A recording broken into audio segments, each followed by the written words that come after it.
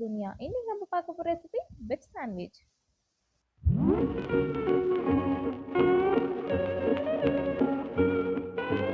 So veg sandwich பண்ணுறதுக்கு first நம்ம vegetables எல்லாம் கட் பண்ணி வச்சுக்கலாம். இன்றைக்கி நான் எடுத்துக்கிட்ட வெஜ்ஜஸ்லாம் டொமேட்டோ, குக்கும்பர் அண்ட் பொட்டேட்டோ. இப்போ சாண்ட்விச் சட்னி ரெடி பண்ணிடலாம்.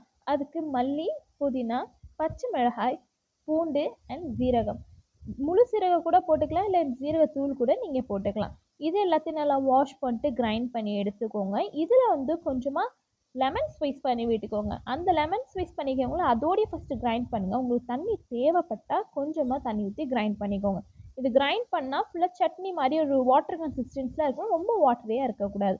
சாண்ட்விச்சோட டேஸ்ட் என்ஹான்ஸ் பண்ணுறதுக்கு நான் எடுத்துக்கிட்டது chaat masala, pepper powder and black salt. இப்போ சாண்ட்விச்சை மேக் பண்ண ஸ்டார்ட் பண்ணிடலாம். அதுக்கு டொமேட்டோவை ரவுண்ட் ஸ்லைசஸில் கட் பண்ணி வச்சுருக்கேன். பொட்டேட்டோ, பாயில்டு பொட்டேட்டோ ரவுண்ட் ஸ்லைஸில் கட் பண்ணிக்கலாம். உங்களுக்கு எப்படி கட் பண்ணுமோ நீங்கள் பண்ணிக்கலாம். அதேமாதிரி குக்கும்பர், பட்டர் எடுத்து வச்சுருக்கேன். அண்ட் சட்னி நம்ம கிரைண்ட் பண்ணோம்னா க்ரீன் சட்னி, அதை எடுத்து வச்சுருக்கேன். ஸ்பைசஸ் பவுடர் எடுத்து வச்சுருக்கேன். And slice cheese, bread. இப்போ மேக் பண்ண ஸ்டார்ட் பண்ணிடலாம். 2 பிரெட் எடுத்து வச்சுக்கோங்க. இப்போ 2 பிரெட் ஸ்லைஸ்லேயும் நீங்கள் ஒன் சைடு மட்டும் பட்டர் அப்ளை பண்ணிக்கோங்க. இன்னொரு சைடு வந்து நம்ம பிரெட்டை டோஸ்ட் பண்ணக்குள்ளே பண்ணிக்கலாம். ஸோ 2 பிரெட்லேயும் வந்து பட்டர் நல்லா அப்ளை பண்ணிவிட்டு தென் ஒன் ஆஃப் ப்ரெட்டில் நம்ம சட்னி கிரைண்ட் பண்ணி வச்சுருக்கோம்ல, அது ஒரு ப்ரெட்டில் நல்லா அப்ளை பண்ணிக்கோங்க. இந்த சட்னி வந்து கொஞ்சம் ஸ்பைஸாக இருக்கும், உரப்பாக. இது உங்களுக்கு ஏற்ற மாதிரி நீங்கள் ரெடி பண்ணிக்கலாம். தென் அனதர் ப்ரெட்டில் கொஞ்சமாக மயோ அண்ட் கெச்சப் ரெண்டுமே போட்டு அதையும் ஸ்ப்ரெட் பண்ணி விட்டுருங்க. இல்லைனா நீங்கள் பிஃபோரே மயோனைஸ் அண்டு கெச்சப் ரெண்டுமே மிக்ஸ் பண்ணி ஒரே சாஸாக ப்ரிப்பேர் பண்ணி கூட வச்சுக்கலாம். இந்தமாரி தனித்தனியாக போட்டு கூட நீங்கள் அப்ளை பண்ணிக்கலாம். இல்லை உங்கள்கிட்ட ஷேஸ்வான் சாஸ் இருந்தால் கூட வச்சுக்கலாம். இப்போ நம்ம கட் பண்ணி வச்சுக்க வெஜிடபிள்ஸ் எல்லாத்தையும் இதில் வச்சு நம்ம சாண்ட்விச்சை கம்ப்ளீட் பண்ணிக்கலாம். நான் இதில் வச்சுக்கிட்டது 4 குக்கும்பர் வச்சுருக்கேன், 2 டொமேட்டோ வச்சுருக்கேன். அண்டு பொட்டேட்டோ பெருசாகிறதுனால 2ஆக கட் பண்ணி ஹாஃப் வச்சுருக்கேன். உங்களுக்கு எப்படி விருப்பமோ அதுக்கேற்ற மாதிரி பண்ணிக்கோங்க. இப்போ நம்ம எடுத்து வச்சுக்க chaat masala, pepper powder, black salt எல்லாத்தையும் மேலேருந்து கொஞ்சமாக ஸ்ப்ரிங்கிள் பண்ணிக்கோங்க.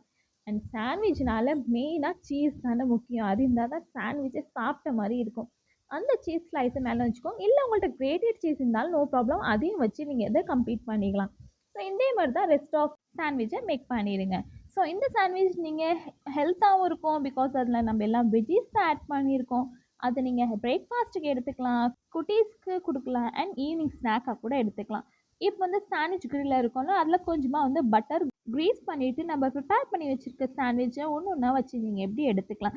அதுலேயே அந்த கட் உங்களுக்கு 2 கட்டாக கொடுத்துரும், சாண்ட்விச் கட் பண்ணுற மாதிரி. ஏன்னா அதுலேயே அந்த ஷேப் இருக்கும். ஸோ இதை வந்து மீடியம் ஃப்ளேமில் வச்சு 2 பக்கமாக திருப்பி எடுங்க. ஒரு 2 to 3 மினிட்ஸ்க்குள்ளே இந்த சாண்ட்விச் ப்ரிப்பேர் ஆகிடும். ரொம்ப ஹை ஃப்ளேமில் வச்சிடாதீங்க, அப்போ ஒரு பக்கம் தீஞ்சிடும், இன்னொரு பக்கம் உங்களுக்கு வேகாது.